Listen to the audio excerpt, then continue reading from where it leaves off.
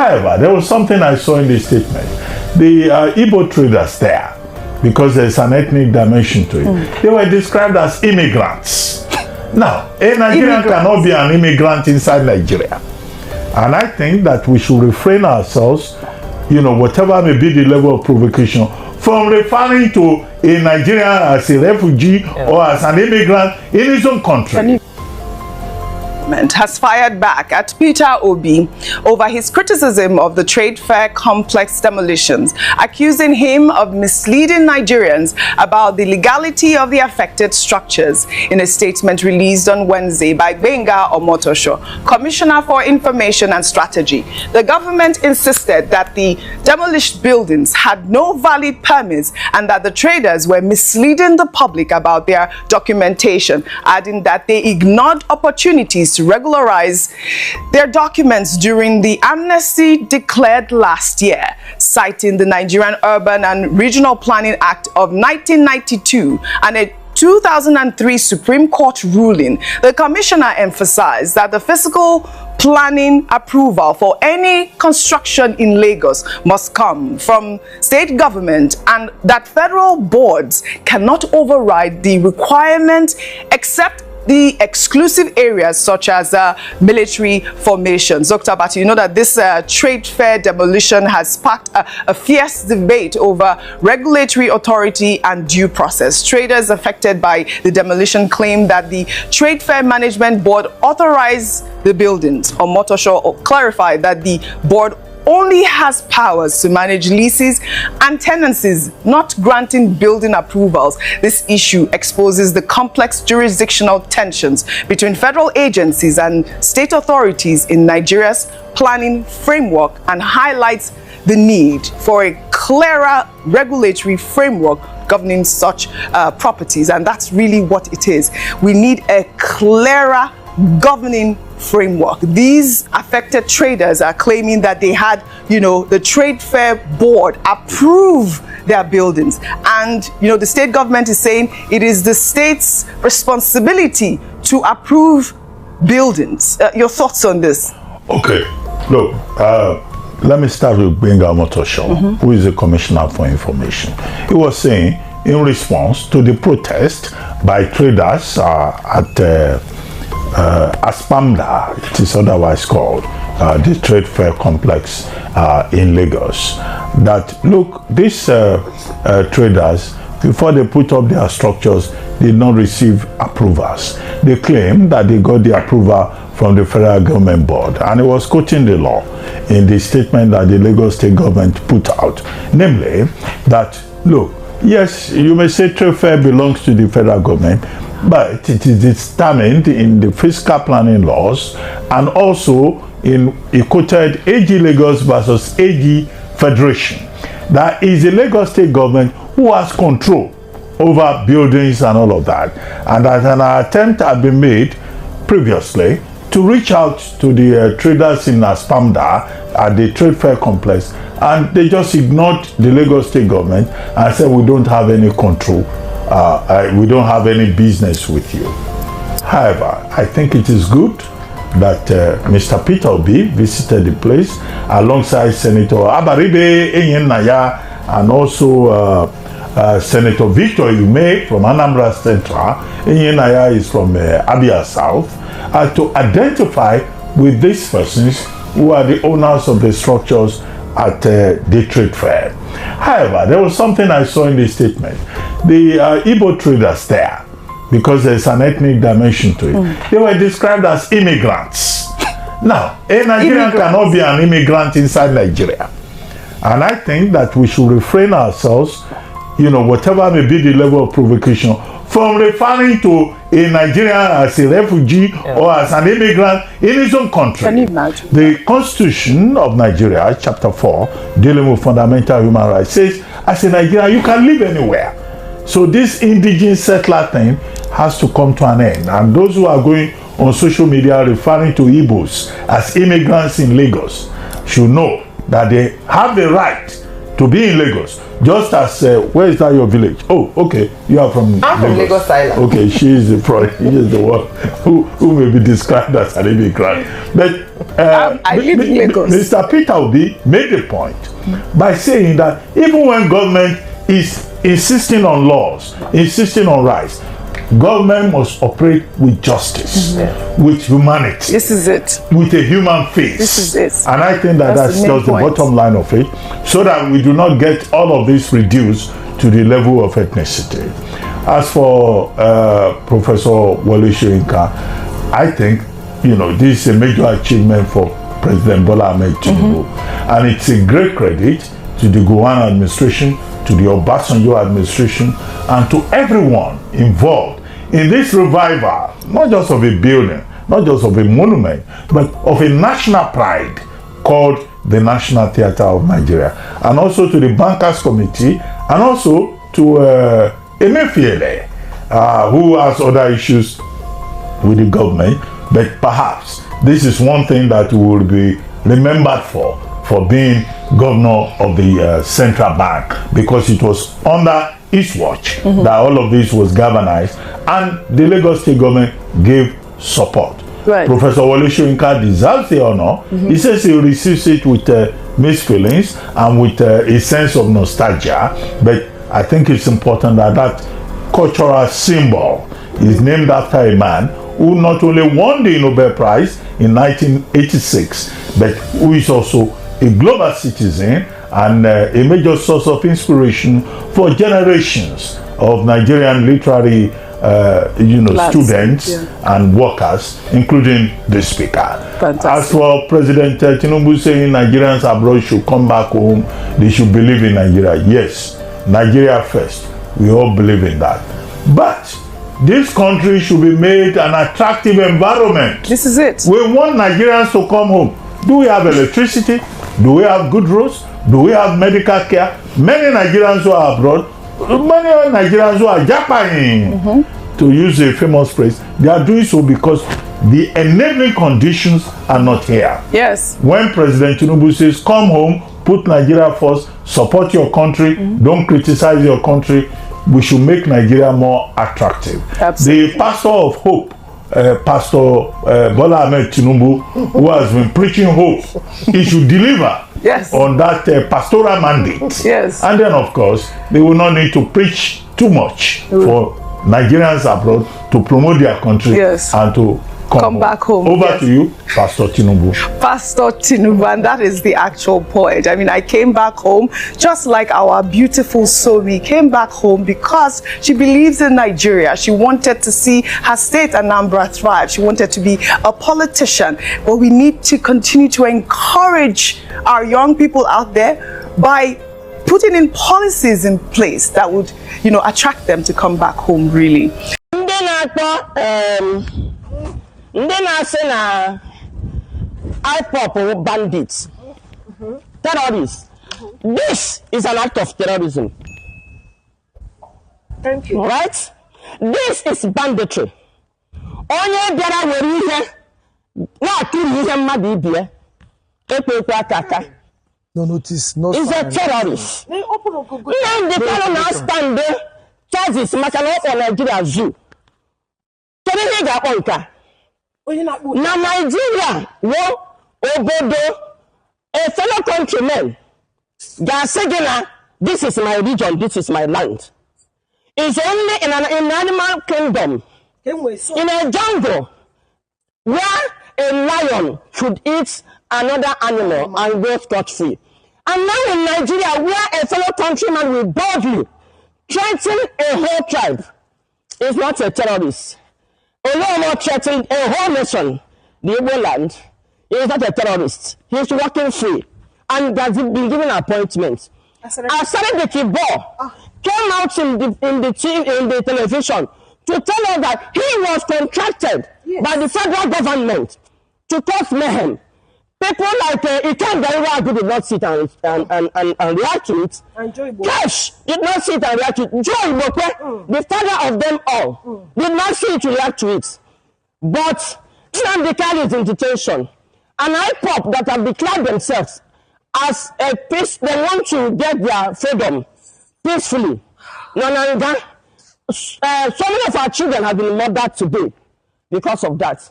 And now this is an extension of what is happening in the southeast because so many people will die out of this. Only the last card there, so Igbo, our governors, our side and our there can Allah. Everybody Allah. Mana we will be time I got lota and I do this here. Stand amara Chineke. Sir, I was at 10 o'clock. Igbo, I can name one. All on that Chinese, I can never tell no Igbo. Everybody know what church side complex. All on I post under the part 1. Everybody nene in Ono maka ise eme ihe ọbụla anyị na-report anyị na-eweta ya raw eziokwu dị n'ime no propaganda so anyị wee sị na anyị ga-abịakwa tata ka anyị gbazie ndị ya metụtara ajụjụ ọnụ ka ha gwa anyị ka ha na ije si wee jee ka ha kọrọ anyị ka ha ji rụcha ihe akụtuo gịnị mere ọ na ha enweghị akwụkwọ from government ka ọ na ha nwere akwụkwọ from government anyị bịara late ebe a juburu eju n'ụtụtụ ebe anyị kwesịrị ime this conference mana tupu anyị na-abịa ndị mmadụ mmiri ezole ndị mmadụ alasa mana ndị a na-ebe a dịkwa mma onye na-ebe a kịta bụ CSO president as panda anyị ga-agba ya ajụjụ ọnụ nke mbụ ka ọ kọwara anyị ka ha na ije si wee jee na CSO ndewo biko gwa mbụ ụwa aha gị welite olu Biko Afamowo Paulinus Ojukwu, CSO of Aspanda. 5 minutes. Association. Biko all the robots n'izuụka gara aga bi na Thursday ka anyị nọ ofu ndị wee buru katapila wee bịa wee na-akụrịsị afịa anyị government property federal government nyere anyị ndị state government wee bịa wee na-akụrie wee na-ajụzi ọ na minuru na federal government enwezi right inwe property na state land. Biko n'elu ihe tupu ị gaa n'iru anyị ghọtara n'oge eme privatization ka unu nwetara ebe a mgbe President Abati na-eme privatization biko unu ọdakwara usoro ndị ọzọ maka na anyị mana mgbe aha ka 2004 ka eso wepụ ya nwere ọtụtụ property federal government ha privatized ọkwa wọta akụnuchi wee nweta nke unu. Yes, anyị gara n'usoro esi ndị ọzọ si enweta nke anyị gara n'usoro enweta ọfụma ọzọ bụ mgbe ọnụ bidoro rụba approval kedu ebe unu kwesịrị iji nweta building approval or from federal government or from state government? Or from federal government ka esi enweta approval anyị. Okay, enwere iwu nọ na Nigeria n'ụwa nke anyị ma mbụ na enwetacha approval from property federal government nwe ga-agakwa weta ya na property state government nwe? No, enwere iwu dị otu a. Okay, tupu abịa kpọkpọ ihe a enwere ka esi kedu ihe na-akụrụ bụ iwe ha ji wee kpọkpọ ihe a? Thank you very much. Onweghị ife mma akọwani si na ihe iwe ha ji wee bịa kpọkpọ ife a mana anyị nọ eburu katapila kpọrọ ndị polisi bịa gbaa anyị tia gas tụsị anyị kwurisiwa ife amụmụ anyị ji ego wee rụ. Enyeghị unu notice? No notice. Enweghị notice enyere ọnụ atọ. Etu a ka ha ji wee bụrụ nnọọ katapila kpọrọ ndị polisi buru tia gas bịa gbaba ụlọ bịa kụrie ụlọ. Igbo bụ Igbo ọ na-anụ ya ịma na anyị na-ebe akwa na Nigerian media so n'ihe na-asọfọketi ndị Igbo. Oge gara ya na-enwere nkata akpara maka ndị Igbo oke mgbe anyị kwere experience this hostility mana Lagos ebe anyị nọ mana ihe niile bụ kemgbe 2014 ruo kịta ma business policies ma itinye ego n'ihe eji agba ahịa ma taxes anyị na-ama na ejikwe na-emove forward ọ dịghị ka nke ahụ ejuru na ihe ha na-emezi ugbu a na-abụ ime attack our business, our source of income, maybe to destroy us. Now, ihe nchọka Igbo ọbụla ndị isi anyị ma ọ bụrụ na anyị nwere ndị isi ghọta na anyị chọpụta na enwere form of genocide against ndị Igbo in guerrilla style. Unu na-ahụ ihe na-eme n'ala Igbo mmadụ dịka militant pụtara kwuo na federal government Igbo bụ Igbo ekele m ụnụ ọlọlọ ndị Ekachimete na-ekwu aka na-ewetara ụlọ ọnọdụ Igbo dịka ihe anyị na-eme bụ ebe ọbụla ihe mmekpa ahụ na ihe mkpagbu ahụ na-eme ndị Igbo anyị na-aga bịa na-ewetara ụlọ eziokwu ka o si eme maka na ihe nchọpụta bụ na Nigerian media ihe ọbụla gbasara ndị Igbo ha na-achọpres ya ebe anyị nọ n'ụbọchị taata ụnụ ga ha ahụ na ka ụmụnne anyị ndị nọ na Spanda nọ na trade fair na-ebegharị akwa dịka eji were katapila na-akụrisi ihe ụmụ Igbo na-arụ na Spanda ụnụ maka ndị a wee nweta Spanda nwa bụ na Obasanjo nyere ha ya mgbe a na-eme privatization ha were ya ebe a bụ ọhịa enwere uru ọbụla mana today ha chọọ nọ n'ebe a dịka ebe na-eweta nnukwute ego na-akwụ tax na sọpọtụ gọọmenti recently ka anyị bịa hụ na ha afụgo na anyị arụchala ọ na-aga ha na-amịbata nwayọọ nwayọọ anyị nọzire dịka last week wee fụ ka o si efegharị n'anya mmiri fụ ka katapila si na-arị ụlọ ndị mmadụ na-arịtu ya ka anyị ji wee sị ka anyị bịakwa ka anyị wetara ụnụ ka o si wee mee onye mị na ya nọ ebe a nwanne gwa ha aha gị afọ m bụ Chukwuma Ileka PA to CSO of Aspanda. Okay, onye nwa PA to CSO Aspanda ya nwa na-akpọgharị anyị n'ụbọchị taa ka o gosi anyị ebe akụriri ihe ebe anyị na ugbo abụọ new site Aspanda new site ihe awụ Aspanda new site you can imagine ụdị ego a ebe a arụsị agha ndị mmadụ bido ahịa ụdị tax na ụdị ego ha ga na-eweta na gọọmenti mana tata because na anyị bụ ndị Igbo na a na-achọ ihe a na-eme anyị ka eji rigo ya biko na ụnụ ga-eche anyị ga-ewetara ụnụ ka o si na-eme ndị ọ metụtara ihe kpatara eji na-eme ya ndewo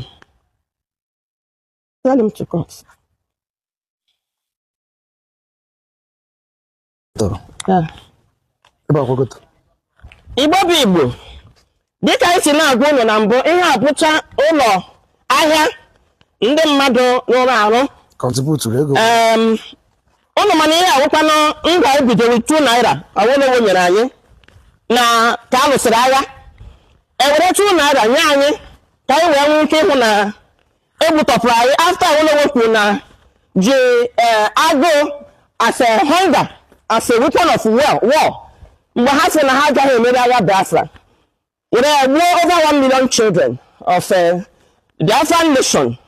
Then after the war onyekwa anyị 2 naira to finish us up ngwa na omeho ihe chọpụtara ugbu a na President Buhari Tinubu tekere continue from ebe a Awolowo kwụsịrị from every indication ihe niile nke ha na-eme o gosiri na o continue from ebe Awolowo kwụsịrị ọnwụrụ ga-erote the build up to 2023 election Amusu former governor of Ogun State pụtara kwuo na wepụta anyị nụrụ ka audio nkata ya na our current president Shetima kpara Shetima wee na vice president kpara Shetima vice president kpara wee na-agwa ndị Yoruba na ha na-agba ndị Igbo nkịtị and ụlọ n'anya hụ na policy Buhari from now continue to Tinubu ịhụ na policy ha to strangle Igbo business unfortunately ya na bounce the back maka na ha bụ etu ego ego na ihe eji eme importation ụmụ Igbo bụta n'ahịa gị gbakọ na ma ego ejiri gba agba ma nke iji ship